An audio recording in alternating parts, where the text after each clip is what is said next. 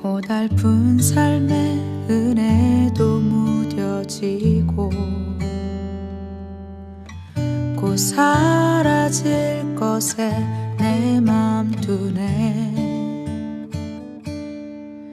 헛되고 헛된 것들을 바라보며 그 은혜를 놓치며 살았네.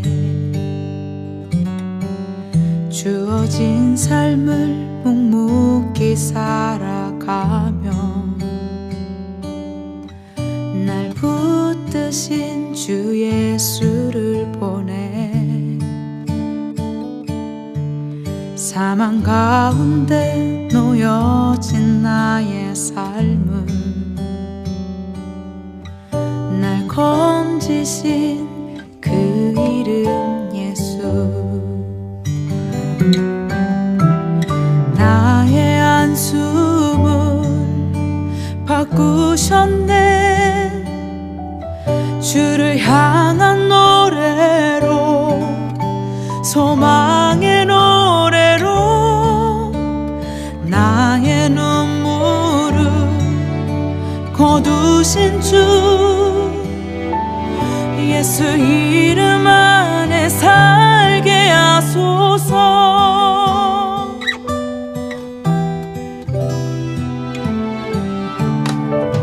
주어진 삶을 묵묵히 살아가며 날 붙드신 주 예수를 보내. 사망 가운데 놓여진 나의 삶을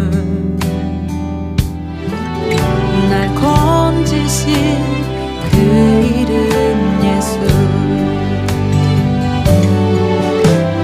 나의 한숨을 바꾸셨네. 주를 향한 노래로, 소망의 노래로 나의 눈물을 거두신 주 예수 이름 안에 살게 하소서.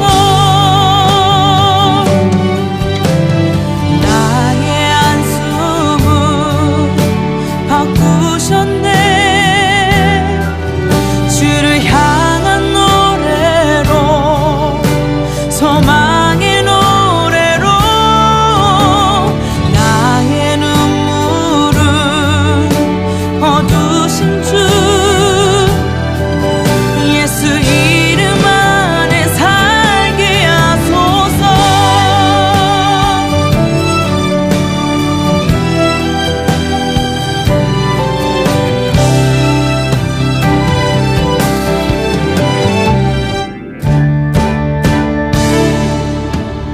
나의 한숨을 바꾸셨네. 주를 향한 노래로, 소망의 노래로 나의 눈물을 거두신 주 예수 이름 안에 살게 하소서.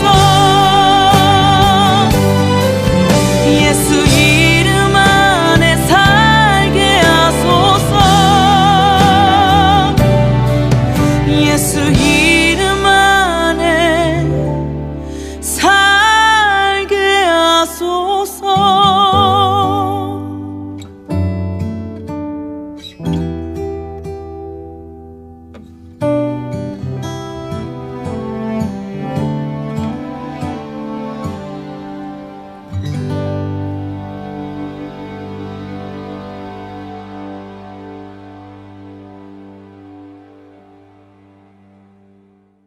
자, 요한복음 3장 16절부터 18절까지 말씀하고 로마서 8장 31절부터 39절까지 말씀을 같이 우리가 오늘 아침에 읽었습니다. 요한복음 3장 16절부터 18절까지 말씀, 우리가 잘 아는 말씀이에요. 하나님이 세상을 이처럼 사랑하사 독생자를 주셨으니 이는 저를 믿는 자마다 멸망치 않고 영생을 얻게 하려 하심이니라. 그런 말씀입니다. 믿지 아니하면 벌써 구원을 받지 않고 믿으면 구원받고 믿지 않으면 이미 심판을 받았느니라. 그 심판이라고 하는 건 이미 정죄를 받았느니라 라는 말이에요. 그러니까 이미 정해졌다는 거죠. 사람이 믿지 않는다는 것은 정해졌다. 이 말은 무슨 말이냐면 앞으로 심판을 받을 것이다 이런 의미도 되지만 이미 정해졌다는 말이에요. 이 사람이 태어날 때부터 이미 선악과의 죄로 이미 정해져 있는 상태 있잖아요. 이미 정해져 있는 상태니까 정죄를 받고 있는 상태가 되는 거죠. 그런 상태죠. 이게 정해진 거. 예를 들어서 사형을 집행할 때하고 사형 선고를 받을 때하고 틀리죠. 사형 집행하는 거하고 사형 선고 받는 건 틀리잖아요. 사형 선고 받는 날이 그날 사형 집행하는 건 아니잖아요. 사형을 선고받고 그 다음에 기다리고 있죠. 기다리고 있다가 사형을 집행하죠. 어느 날. 그러니까 그 사형 선고를 받았다. 정죄받았다. 이 말입니다. 믿지 않았다. 이 말은 이미 정죄받았다. 그러니까 사람들이 안 믿고 이 세상 살아가는 사람들은요. 이미 이제 사형 집행이 어느 날 있는데 그날을 위해서 계속 살아가는 거예요. 그러니까 죽음을 향해서 지금 가고 있다는 말이 맞는 얘기죠. 우리 살아가는 것이 죽음을 향해서 계속 하루하루 가고 있는 중이에요. 이게. 그러니까 소망이 없으면 그러니까 살아있는 만약에 감옥에 있는 사람이요. 난 어느 날 나는 풀려날 거다. 나는 감옥에서 풀려날 거다. 자유를 얻을 것이다. 나는 어느 날 해방을 받을 것이다. 나는 속죄를 받을 것이다. 라고 이렇게 알고서 감옥 생활하는 사람은 그래도 희망이 있잖아요. 희망이 있잖아요. 어느 날 풀려날 거니까. 근데 사형을 받을 것이다. 어느 날 나는 사형받을 것이다. 그럼 사형수란 말이에요. 사형수. 그러면 정죄를 받고 사형 선고를 받고 사형수가 돼서 지금 계속 살아가고 있는 중이란 말이에요. 얼마나 불행하겠습니까? 산 소망이 없는 거죠. 그러니까 믿지 않는 사람들이 그런 의미라는 거예요. 그러니까 안 믿는 사람은 죽음을 향해서 지금 어느 날 사형 집행을 당하는데 계속해서 지금 살아가는데 이건 사는 게 아니에요. 사형수로서 살아가는 거니까. 이렇게 정죄를 받고 살아가는 것이다. 어떤 사람이? 믿지 않는 사람이. 안 믿는 사람은 이렇게 살아가는 것이다. 그러니 사람이 공부하는 게 무슨 재미가 있을 것이며, 직장 다니는 게 무슨 재미가 있을 것이며, 돈을 버는 게 무슨 재미가 있을 거. 왜? 어차피 죽을 거니까. 어차피 죽는데 그 죽음을 향해서 계속 한 걸음 한 걸음 나아가고 있단 말이에요. 하루하루 살아가는 게 사형수로서 살아간단 말이에요. 그 무슨 재미가 있겠냐고요. 아무 재미없죠. 예. 그러니까 믿는다는 것과 믿지 않는다는 게 이렇게 차이가 나는 거예요. 믿음이라고 하는 건 소망이 있는 거예요. 자유, 해방이 되었다. 풀려난다. 나는 칭찬을 받을 것이다. 천국에서 상을 받을 것이다. 천국에 갈 것이다. 하늘나라에 소망이 있다. 이런 어떤 희망이 있는데 사형수들은 희망이 없어요. 죽는다. 어느 날. 나는 어느 날 죽는다. 죽음으로 나는 끝난다. 이거 뭐냐? 내가 이렇게 공부를 해도 직장을 다녀도 뭐래도 사형수는 어차피 감옥 안에서 죽을 거란 말이에요. 그러니까 자기가 만든 그 감옥 안에서 죽어가는 사람들, 이게 우리 인생들이라는 거죠. 우리 인생들은 안 믿는 사람들은 다 그렇게 돼요. 그러니까 교회 다니면서도 안 믿으면, 예수를 안 믿으면, 그 믿음이라고 하는 건 순종이거든요. 믿음이라는 건 순종이에요. 근데 그 순종이라는 게 없는 사람은 믿음이 헛것이라고 되어 있죠. 야고보서 2장에서도 믿음이 없이는 이 순종이 없는 것은 헛것이라는 거예요. 믿음이 자체가. 그러니까 믿음은 순종과 함께 나와야 된다고 그랬죠. 그래서 믿음과 순종이 같이 있는 것이 진짜 믿음이다라는 얘기거든요. 그러니까 요한복음 3장에 우리가 지금 읽었으니까 요한복음 3장에 16절부터 18절까지 말씀, 그를 믿는 자는 심판을 받지 않는다. 정죄함이 없다는 겁니다. 사형 선고 내리지 않겠다는 얘기고요. 믿지 아니하는 사람은 하나님의 독생자의 이름을 믿지 아니함으로 벌써 정죄, 심판을 받았느니라. 이미 정죄를 받았다. 사형 선고를 받았다. 이미 이제 사형수로서 살아가고 있다. 이런 말이에요. 그러니까 완전히 이건 땅의 삶과 하늘의 삶을 구분해내는 것입니다. 그래서 요한복음 3장 36절에 이런 말씀이 있어요. 아들을 믿는 자는 영생이 있고 아들에게 순종하지 아니하는 자는 영생을 보지 못하고 도리어 하나님의 진노가 그 위에 머물러 있느니라. 그래서 하나님의 진노가 머물러 있어요. 이렇게. 그래서 그 진노가 쏟아지면 끝나는 날이고요. 그 진노가 계속 그 위에 머물러 있단 말이에요. 그래서 여기서 벗어나는 길은 어떤 길이에요? 아들을 믿는 길, 아들을 믿고 순종하는 길밖에 없다는 거죠. 그래서 그것이 안 되면 아들을 믿고 순종하지 아니하면 너희가 하나님의 진노가 계속 그 위에 머물러 있다는 거예요. 이건 사형수로서 살아가는 거예요. 죽음을 앞에 놓고 지금 사형 집행 당하기 전의 삶을 살아가는 것입니다. 불행한 거죠. 믿고 하나님의 아들을 믿고 순종하는 사람들이 되셔야 합니다. 그래야 우리가 이 해방, 진짜 해방이라는 게 뭐고 천국이라는 게 뭐고 땅에 살면서 하늘의 삶이 무엇인지를 깨닫고 사는 거죠. 이게 정말 소망이 있는 거죠. 로마서 8장에 31절부터 로마서 8장 31절부터 39절까지 말씀을 우리가 또 읽었거든요. 이 31절 39절까지 말씀을 읽었는데 34절 보니까 이런 말씀이 있습니다. 누가 정죄하리요? 누가 정죄하리요? 그 정죄라는 게 심판을 받는 거는 얘기하잖아요. 그럼 누가 정죄하겠느냐? 누가 우리를 사형 선고 내리겠느냐 이 말이에요. 누가 우리를 정죄하겠느냐? 누가 우리를 사형 선고 내리겠느냐? 자, 보세요. 사형 선고 누가 내리겠느냐? 죽으실 뿐 아니라 다시 살아나신 이는 그리스도 예수시니 그는 하나님 우편에 계신 자요 우리를 위하여 간구하시는 자시니라. 예수 그리스도 때문에 우리가 정죄받지 않을 거다는 거예요. 그러니까 예수를 믿는 사람한테는 정죄를 받지 않는다는 거죠. 예. 그래서 예수를 믿는 사람들, 그러니까 왜냐하면 예수가 우리를 위해서 중보기도 간구하고 있기 때문이라는 얘기예요. 샌드위치 같이 잼이 속에 들어가야 샌드위치가 잼이 들어가야 이게 먹는 거지. 이게 샌드위치를 만든다고 해놓고 빵 하나 놓고 그 다음에 밑에 빵 하나 놓고 그냥 그대로 딱 붙여서 그냥 먹는 사람이 있어요? 아니잖아요. 그래서 가운데 뭐 집어넣잖아. 잼을 집어넣든지 꿀을 집어넣든지 뭐 샐러드를 집어넣든지 해서 그 가운데 집어넣고 위아래를 딱 빵을 만들어서 먹잖아요. 그래서 이게 똑같아. 위에 빵과 아래 빵이 있는데 그걸 가운데 잼이 이 샐러드가 꿀이 딱 가운데서 이걸 연결시켜 놓잖아요. 그래야 이게 맛이 있잖아요. 그죠? 그래서 기도를 샌드위치 기도가 뭐냐? 중보기도예요, 중보기도. 그러니까 하나님과 사람 사이를 중간에서 중보기도하는 우리에게 진짜 기도의 맛을 주는 분이 계셔요. 그게 예수 그리스도란 말이에요. 예수 그리스도가 우리에게 중보기도해 주시는, 간구하신다. 대신 간구하신다. 어떤 분이 간구하시느냐 봤더니 우리를 위해서 죽으실 뿐 아니라 다시 살아나시니가.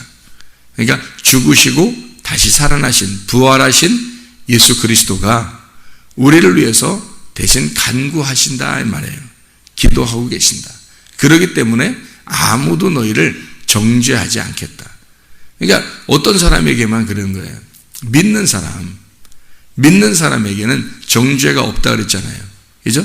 믿는 사람은 정죄가 없는데 예수 그리스도가 우리를 위해서 대신 간구하시는 중보 기도해 주신다는 거예요. 어떤 사람에게? 믿는 사람에게, 순종하는 사람에게, 이런 말이죠. 그러니까 그렇지 않은 사람들을 위해서도 기도하죠. 하나님께서, 예수님께서 기도하기 위해서 그들을 구원하고 싶어 하죠. 그런데 그들이 믿음을 가질 때 예수님께서 그 구원의 길, 간구하시는 주님의 길을 우리가 볼 수 있습니다. 어떻게 여러분 우리가 죽으실 뿐 아니라 부활하신 이가 우리를 위해서 간구하신다. 그렇게 말을 하잖아요. 그 중보기도 하신다는 말은 우리를 어떻게 돕는다는 것을 의미하는 거죠. 우리를 돕는다. 대신 간구하는 거니까 우리를 도와주는 분이다라는 얘기예요. 도와주시는 분이다. 그래서 우리를 도와주시는 분이 어떤 분인가? 성경에 보면, 구약에 보면 이 중보하는 중매쟁이가 하나 있었어요. 중매쟁이. 구약에 보면 중보하는 중매쟁이가 있었어요. 그 어떤 사람이냐면 아브라함의 아들 이삭을 위해서 아내를 얻는 중매쟁이가 있었습니다. 그 아브라함의 종 엘리에셀이라고, 그 엘리에셀이 중매쟁이.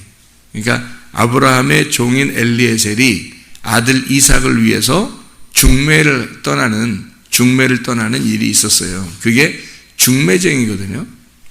그러니까 그 아들을 위해서 신부감을 얻어들이는데 중매쟁이가 필요했던 거예요. 그러죠? 그 중매쟁이가 바로 주님께서 우리에게 내가 너희를 위해서 중매하겠다는 거예요. 그러니까 하나님에게 우리를 갖다가 결혼을 시키는데, 하나님에게 우리를 연결시키는데 예수님이 내가 죽고 부활함으로써 중간에 내가 너희를 중매하겠다는 거예요. 그 예수님이 중매하겠다. 그 중매쟁이를 보내셨는데, 그 중매를 보내셨는데 그게 누구냐면 성령님이셔요. 그 성령님이 누구겠어요? 성령님이 누구겠어요? 중매쟁이니까 성령님이 누구겠어요? 예수님이에요. 중매쟁이가 성령님이 예수님이에요. 그래서 그 예수님이 뭐라고 그러냐면요, 또 다른 보혜사를 내가 너희에게 보내리니 그랬죠. 또 다른 보혜사를 너희에게 보내리니. 그러면 예수님께서 올라가시면서 내가 너희에게 보혜사, 또 다른 내 이름으로 보낼 성령 보혜사를 너희에게 보낼 것이다 라고 그렇게 말하거든요. 그 보혜사를. 그러면 예수님이 또 다른 보혜사를 너희에게 보낼 것이다 라고 말할 때는 어떤 의미겠어요? 또 다른 보혜사를 너희에게 보낼 것이다. 그 말은요, 내가 보혜사고 또 다른 보혜사를 보낼 거다 이런 말이잖아요. 내가 보혜사고 또 다른 보혜사를 돕는 자를 보낼 것이다 라는 얘기죠. 그러면 예수님이 어떻다는 말이에요? 예수님도 보혜사, 예수님도 너희를 돕는 자고, 그리고 또 다른 보혜사를 너희에게 보낼 것이다. 그게 성령님이잖아요. 그러니까 성령님하고 예수님은 어떻다는 거예요? 같은 분이란 얘기죠. 같은 분이란 얘기죠. 예. 그러니까 예수 그리스도가 우리에게 중매쟁이였고 또 너희를 중매하겠다는 거예요. 중매쟁이로 와서 내가 너희를 중매하겠다. 자, 어떤 사람만 그러면 이 땅에서 중보기도 할 수 있는 거죠? 어떤 사람만 중보기도를 할 수 있는 거예요? 예수가 그 속에 들어온 사람만 중보기도 할 수 있는 거예요. 그러니까 성령님이 그 안에 계신 사람만 중보기도 할 수가 있는 것입니다. 그렇겠죠? 성령님이 안 계신데 중보기도 하는 건 아니죠. 성령님이 안 계신 사람들은 어떻게 기도해야 되겠어요? 제발 성령님 좀 저에게 보내주십시오라고 기도해야 되겠죠. 예. 그러니까 성령님이 없는 사람은 성령님 좀 보내주세요라고 기도해야 되는 거고요. 성령님이 안에 계신 사람은 성령님이 안에 계시니까 성령 보혜사의 기도를 해야 되겠죠. 그게 중보 기도란 말이에요. 다른 사람을 위해서 기도하는 것은 성령님이 내 안에 들어오셨을 때 기도하는 거예요. 성령님이 들어왔을 때만 성령님이 보혜사니까 중보 기도, 중매쟁이를 할 수 있다는 거고요. 성령님이 안 들어온 사람은 중매쟁이를 할 수 없어요. 중보 기도를 할 수 없고 다른 사람을 위해서 기도해봐야 의미가 없는 거고요. 자기를 위해서 기도해야 되겠죠. 자기를 위해서 어떻게 기도해야 돼요? 주님, 제발 내게 보혜사, 성령님 좀 보내주십시오 라고 기도해야 되겠죠. 성령님을 보내달라고 기도하는 건 성령님이 없는 사람이 기도할 때 성령님 보내주십시오 라고 기도해야 되는 거고요. 성령님이 있는 사람은 성령님이 있으니까 다른 사람을 위해서 성령님의 중보 기도, 중매쟁이로서 보혜사의 기도를 할 수 있는 거죠. 다른 사람을 위해서. 그게 엘리에셀이었습니다. 아브라함에게 엘리에셀은 중매쟁이에요. 아버지 아브라함에게 아들 이삭을 며느리를 이제 삼게 하는 그 중매쟁이였단 말이에요. 그러면 엘리에셀은 누구의 종이에요? 아브라함의 종이었어요. 아브라함의 종은 지금 누구의 마음을 가지고 가서 그 아들에게 아들의 중매를 쓴 거예요. 누구 마음을 가지고, 누구 마음을 알았어야 되는 거예요. 아버지 아브라함의 마음을 아는 거죠. 알아야 되는 거죠. 이 중매쟁이는 아버지 아브라함의 마음을 정확하게 알고 가가지고 그 아들 이삭을 위해서 중매를 하는 거죠. 그게 중매쟁이에요. 성령님이 이 땅에 오셔서 하시는 역할이 바로 그런 역할이에요. 그래서 창세기 24장에는요, 창세기 24장에는 아브라함의 종이 가가지고 이삭의 부인을 얻는 그런 중매하는 장면이 창세기 24장에 나오거든요. 그래서 이삭이 리브가를 만나서 결혼하는 게 24장이에요. 창세기 24장. 근데 거기에 종의 이름이 나와요, 안 나와요? 엘리에셀이 원래 아브라함의 종이거든요. 그 엘리에셀이 아브라함의 종인데 그 종이 가가지고 중매를 쓴 거예요. 이삭의 부인을 리브가를 데리고 와서 이삭을 만나게 한 거예요. 그게 엘리에셀이 원래. 근데 창세기 24장에는 엘리에셀의 이름이 안 나와요. 그냥 아브라함의 종이 갔다가 데리고 왔다 이렇게 해요. 그 아브라함의 종이. 그 왜 아브라함의 종이 데리고 왔다 하는 이름이 없냐면 성령님을 상징하기 때문에 그래요. 성령님은 이름이 있어요, 없어요? 없어요. 예수님은 이름이 있어요, 없어요? 있어요. 예수님이라는 이름이 있잖아요. 이삭이라는 사람, 아브라함의 아들 이삭은 이름이 있어요, 없어요? 창세기 24장에 있죠. 근데 창세기 24장에는 그 한 장에 뭐를 설명해 주냐면 아들 이삭, 아브라함의 아들 이삭도 나오고 아브라함도 나오는데, 근데 리브가도 나오는데 종의 이름만 안 나와요. 종의 이름만. 그 종이 성령님을 말하는 거예요. 중매쟁이 성령님, 보혜사. 근데 이 성령님의 이름이 우리가 성령님 그러니까 성령님이 이름인 줄 알아. 성령님 이름이에요? 이름이 아니에요. 성령님은 영이란 말이에요. 영. 거룩한 영이란 단어지 이름이 아니잖아요. 예수님이 이름이지 성령님은 이름이 아니잖아요. 예수님의 영 그럴 때 예수님이 이름이고 예수님의 영 그러면 그게 성령님이죠. 거룩한 영이다 이렇게 말하는 거지 이름이 없어요. 그래서 우리를 데리고 가가지고 이삭이 내려오지 않고요. 이삭은 거기 집에 있고 리브가를 데리고 가는 거예요. 이삭한테. 성령님이 와가지고 성령님이 와서 우리를 데리고 아들 신랑에게 데리고 가는 거예요. 우리를 주님 만나게 할 때 그렇게 만나게 한다고요. 성령님이 와서 우리를 데리고 신랑 예수님을 만나게 데리고 간다고요. 그러니까 결국에는 그 영이 우리를 신랑을 만나게 하는 그 영이 성령님이고 그 성령님이 우리에게 중매를 쓴 거죠. 우리를 데리고 간 거예요. 신랑에게 중매쟁이죠. 그러니까 성령님만이 중보 기도할 수가 있는 겁니다. 그렇죠? 중보 기도, 중매쟁이의 기도를 누가 할 수 있냐면 성령님만 할 수 있는 거예요. 그래서 성령님이 우리 속에 들어와야 중보 기도할 수 있는 거예요. 중보 기도는. 성령님이 안 들어온 사람은 어떤 기도하라고요? 성령님이 내게 오게 해주십시오. 성령님을 제발 주십시오. 라고 기도해야 되는 거죠. 성령님이 들어온 사람은 중매쟁이로서 중보 기도할 수가 있는 거죠. 예수님이 오면 예수님의 입장에서 기도할 수가 있는 사람이 되는 거죠. 그게 중매쟁이, 중보기도죠. 그래서 예수님의 영이 그 일을 한단 말이에요. 그래서 예수님의 영이 오면 그 중보기도를 할 수 있는 것이죠. 그래서 예수 그리스도의 영이 들어오지 않고서는 중보기도할 수가 없다. 그래서 우리를 간구하시는 자가 있는데 그 간구하시는 자가 누구냐? 예수 그리스도시다.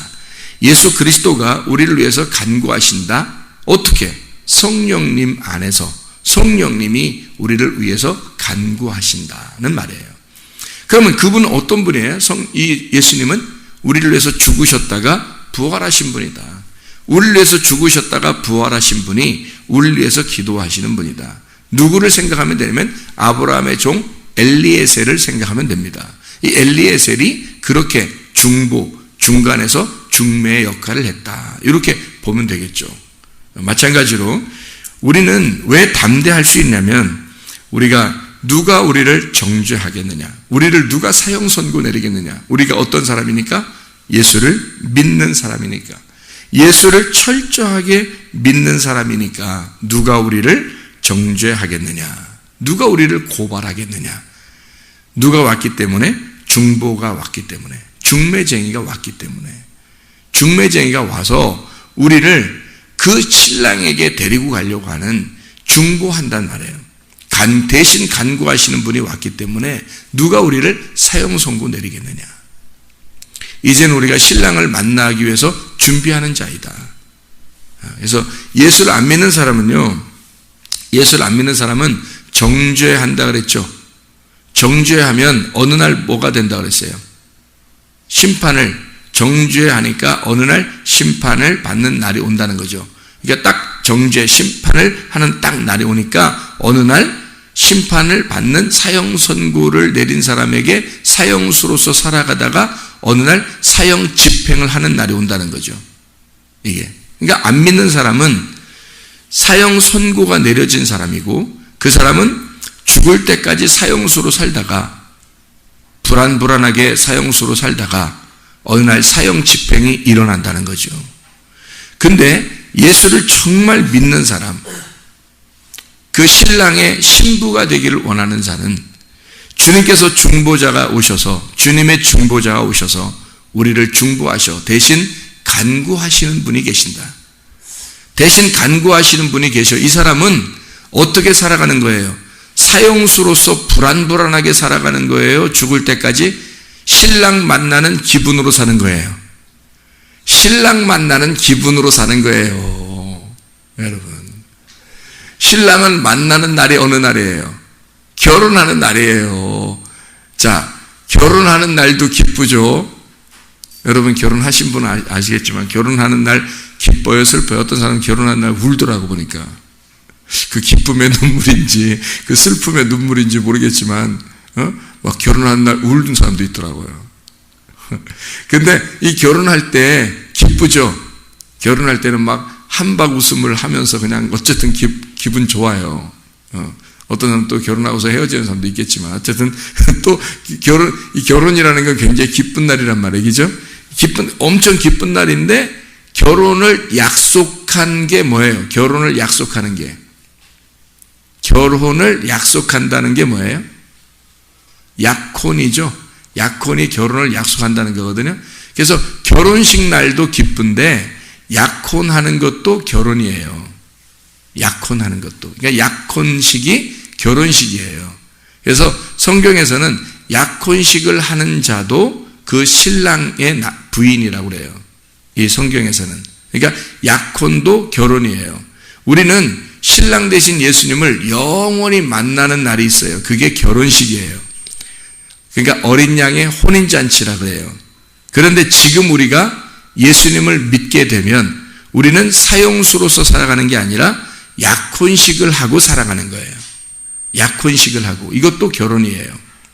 그러니까 혼인을 약속하고 어린 양의 혼인잔치에 어느 날 내가 죽으면 주님을 만날 것이다 라고 그것을 기분 좋게 그 결혼식 날을 기다리면서 살아가는 사람들 있잖아요. 이게 예수를 믿는 사람들이에요. 완전히 인생이 다르죠. 완전히 인생이 다릅니다. 정죄를 받아 내가 어느 날 사형당할 거야 라고 딱 사형수로서 사형 집행을 당하기 전에 사형수로서 살아가는 사람이 있고 어떤 사람은 내가 예수 그리스도와 결혼하게 된다. 그 결혼을 준비하는 약혼을 하고 결혼식을 준비하며 살아가는 사람이 있고요. 이게 완전히 불행과 행복 완전히 나눠지는 거예요. 땅의 삶과 하늘의 삶이 나눠지는 거예요. 산소망을 가진 사람, 진짜 예수 믿고 주의 말씀에 순종하면서 주님과 약혼 그리고 결혼을 준비하는 삶, 혼인잔치를 준비하는 삶을 그 혼인잔치의 기쁨을 만끽하며 살아가는 하나님의 사람들이 되시기를 바랍니다. 기도하겠습니다.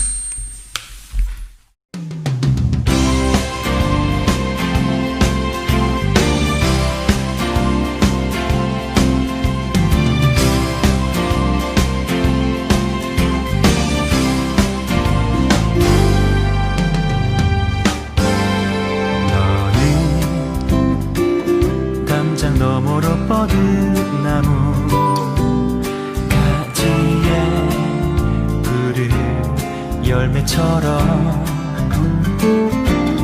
하나님의 귀한 축복이 삶에 가득히 넘쳐날 거야.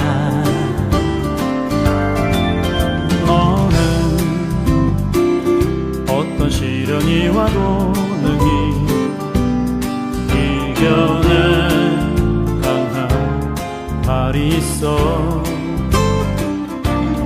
전능하신 하나님께서 너와 언제나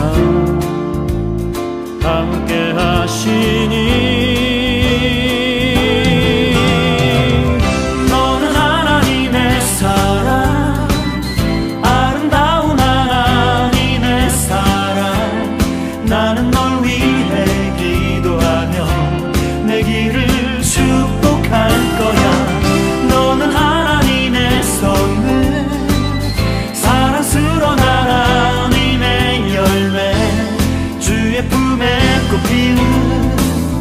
나무가 되어줘.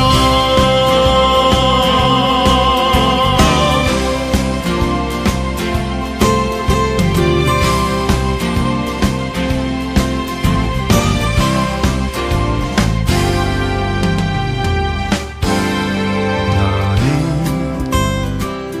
담장 너머로 뻗은 나무 가지에 푸른 열매처럼 하나님의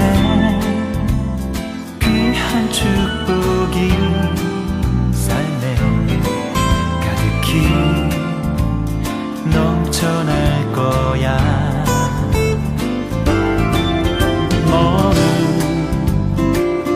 어떤 시련이 와도 능히 이겨낼 강한 발이 있어. 전능하신 하나님께서 너와 언제나 함께 하시니 너는 하나님의 사랑, 아름다운 하나님의 사랑. 나는 널 위해 기도하며 내 길을 축복할 거야. 너는 하나님의 선물, 사랑스러운 하나님의 열매, 주의 품에 꽃피는 나무가 되어줘.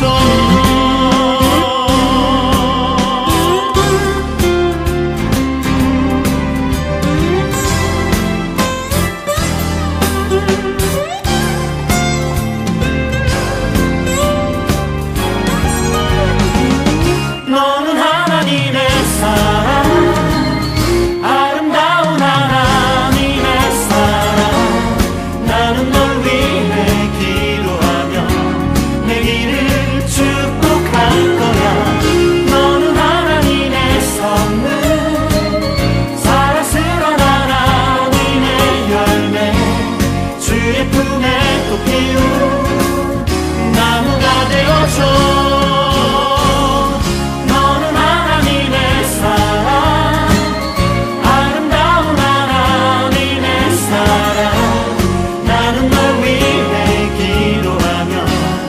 길을